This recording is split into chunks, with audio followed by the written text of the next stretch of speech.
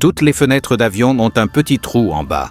Et bien que la plupart des gens l'ignorent, ce n'est ni un défaut ni un détail esthétique.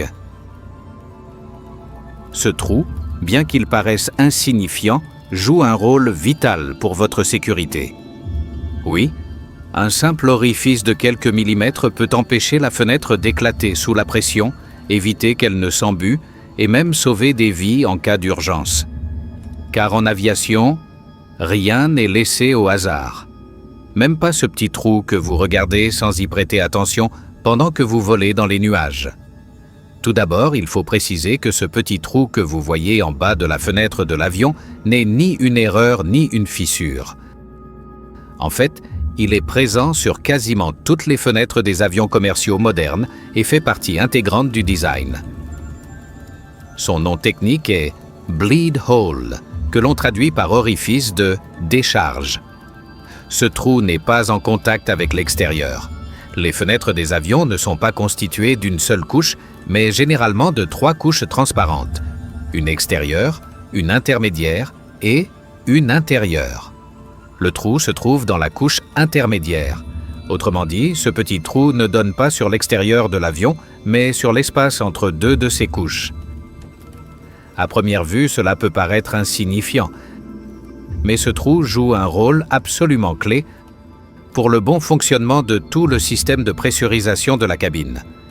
Son existence est directement liée à la différence de pression entre l'intérieur et l'extérieur de l'avion lorsque celui-ci vole en haute altitude. Un détail minuscule, oui. Mais sans lui, la sécurité structurelle de l'avion serait compromise. Pour comprendre pourquoi ce petit trou est si important, il faut d'abord comprendre ce qui arrive à l'air lorsqu'un avion vole en haute altitude. À environ 10 000 mètres d'altitude, là où volent les avions commerciaux, la pression atmosphérique est extrêmement basse. Si une personne était exposée directement à l'air extérieur, elle perdrait connaissance en quelques secondes. C'est pourquoi les avions sont conçus avec un système de pressurisation. Cela signifie que pendant le vol, l'air à l'intérieur de la cabine est maintenu à une pression beaucoup plus élevée que celle de l'extérieur, ce qui permet aux passagers de respirer normalement, sans besoin d'oxygène supplémentaire. Cette différence entre la pression interne et la pression externe crée une sorte de poussée constante vers l'extérieur.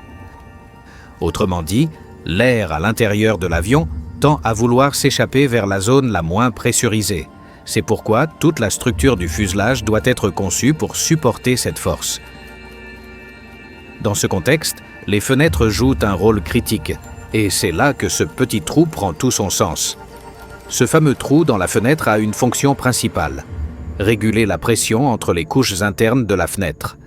Bien qu'il semble insignifiant, il agit comme une valve d'équilibre entre la partie pressurisée de la cabine et l'espace entre les panneaux constituant la fenêtre. Le trou est percé dans la couche intermédiaire et ce qu'il fait, c'est permettre à la pression de l'air à l'intérieur de l'avion de s'égaliser avec l'espace entre cette couche et la couche intérieure.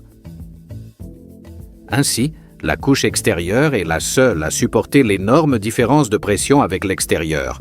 Cela présente 2 grands avantages. Premièrement, cela évite que la couche intermédiaire subisse des tensions inutiles et prolonge sa durée de vie.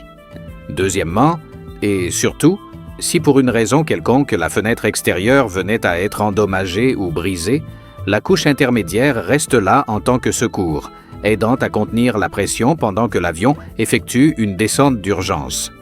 De plus, le trou remplit également une fonction thermique. Il empêche la formation de condensation ou de buée entre les panneaux de la fenêtre. En laissant circuler une faible quantité d'air chaud provenant de l'intérieur de la cabine, il élimine l'humidité piégée qui pourrait embuer la vue ou altérer la visibilité à travers le verre. Les fenêtres d'avion ne sont pas conçues uniquement pour que vous puissiez admirer la vue. En réalité, ce sont des composants de sécurité structurelle et leur conception est le fruit de décennies d'apprentissage, parfois à la suite de tragédies.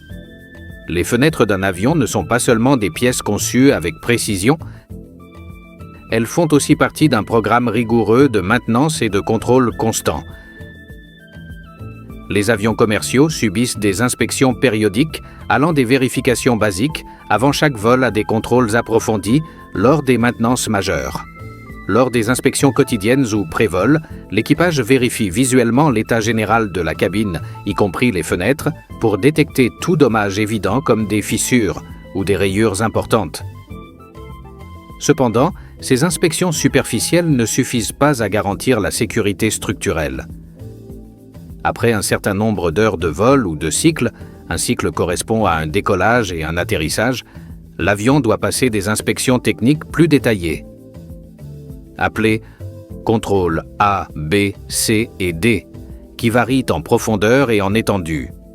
Lors de ces contrôles, des techniciens spécialisés examinent les fenêtres avec des outils spécifiques, cherchant des signes de fatigue, des micro-fissures ou tout dommage sur les couches d'acrylique ou de polycarbonate. Une partie essentielle de ces inspections est de vérifier que le petit trou de la fenêtre n'est ni obstrué ni endommagé. Bien que minuscule, tout blocage pourrait gêner la bonne régulation de la pression entre les couches et compromettre la sécurité. C'est pourquoi il est nettoyé et inspecté avec soin pour s'assurer qu'il remplit bien sa fonction de décharge de pression et de contrôle de l'humidité. En outre, avec les progrès technologiques, certains entretiens incluent l'utilisation de techniques non destructives, comme les ultrasons ou les rayons X, pour détecter des imperfections internes invisibles à l'œil nu. Ces tests aident à prévenir des défaillances inattendues et à maintenir les fenêtres en conditions optimales pendant des années. Les fenêtres d'avion ne sont pas seulement conçues pour résister à des milliers de vols, elles sont surveillées et entretenues avec une fréquence et un souci du détail qui garantissent leur sécurité et leur durabilité, protégeant passagers et équipages à chaque voyage. Dans les années 1950, lorsque les premiers avions à réaction comme le de Havilland Comet ont commencé à voler, un événement a changé à jamais la façon de concevoir les fenêtres. Plusieurs avions ont explosé en vol. La cause ? Les fenêtres étaient rectangulaires. Cette conception créait des points de concentration de contraintes dans les angles qui, avec le temps, provoquèrent des fissures et des défaillances structurelles dues à la fatigue du métal. Suite à ces accidents, les ingénieurs ont découvert que les angles vifs concentraient trop de stress, surtout dans une cellule qui se dilate et se contracte à chaque vol à cause des variations de pression. La solution fut simple mais brillante, des fenêtres ovales. Cette forme arrondie répartit mieux la pression et réduit le risque de fracture. Le trou dont nous parlons, le bleed hole, fait aussi partie de cette évolution. Son intégration répond à la nécessité de décharger la pression entre les couches, de sorte qu'une seule d'entre elles, la couche extérieure, supporte toute la charge. Si cette couche venait à céder, la pression serait lentement relâchée par ce trou, donnant à l'avion le temps d'effectuer une descente d'urgence avant que l'intégrité de la cabine soit compromise. Le matériau est aussi crucial. Les fenêtres sont faites de polycarbonate ou d'acrylique aéronautique, des matériaux légers mais incroyablement résistants, capables de supporter de petits impacts, des variations extrêmes de température et des cycles constants de pressurisation. Chaque détail compte. La forme, l'épaisseur, l'emplacement exact du trou, les traitements anti-UV, la ventilation intérieure, tout est pensé pour garantir qu'une simple fenêtre puisse résister à des milliers de vols sans défaillance. Cela peut sembler exagéré, mais retirer ce petit trou dans la fenêtre pourrait avoir des conséquences très graves sur la sécurité du vol. Sans le bleed hole, un déséquilibre de pression se créerait entre les couches internes et intermédiaires de la fenêtre. Ne pouvant pas égaliser la pression avec la cabine, cette couche intermédiaire, qui n'est pas conçue pour supporter de lourdes charges, commencerait à accumuler des tensions. Au fil du temps et des cycles de vol, décollage, montée, croisière, descente, cette tension provoquerait une fatigue du matériau. Micro-fissures, déformation, voire rupture. De plus, sans ce trou, de la condensation ou de la vapeur pourrait se former entre les panneaux, ce qui embuerait les fenêtres de l'intérieur. Cela gâcherait non seulement la vue du passager, mais pourrait aussi cacher des fissures ou autres défauts, compliquant les inspections visuelles de maintenance. Et le plus grave, si la fenêtre extérieure venait à céder suite à un impact, une fatigue ou un autre événement extrême, la couche intermédiaire n'aurait aucun moyen de relâcher de manière contrôlée la pression excédentaire. Cela provoquerait une décompression soudaine et instable, bien plus difficile à gérer pour l'équipage. En d'autres termes, un trou de quelques millimètres peut faire la différence entre une situation maîtrisée et une urgence critique.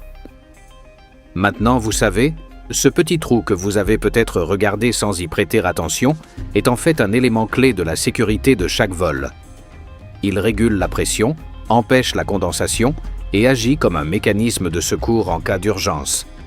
Tout cela sans que personne à bord ne s'en rende compte. En aviation, rien n'est laissé au hasard. Chaque vis, chaque forme, chaque trou a une fonction spécifique. Et ce détail mineur est en réalité un parfait exemple de la manière dont l'ingénierie aéronautique travaille de façon invisible pour nous protéger à chaque voyage. Alors, la prochaine fois que vous regarderez par le hublot, ne le voyez pas comme un simple petit trou. Si vous avez aimé ce contenu, laissez un like, abonnez-vous à la chaîne et activez la cloche pour ne rien manquer des secrets du monde de l'aviation. Et dites-moi en commentaire, quel autre détail des avions vous intrigue? Merci d'être resté jusqu'à la fin et comme toujours, à la prochaine décollage!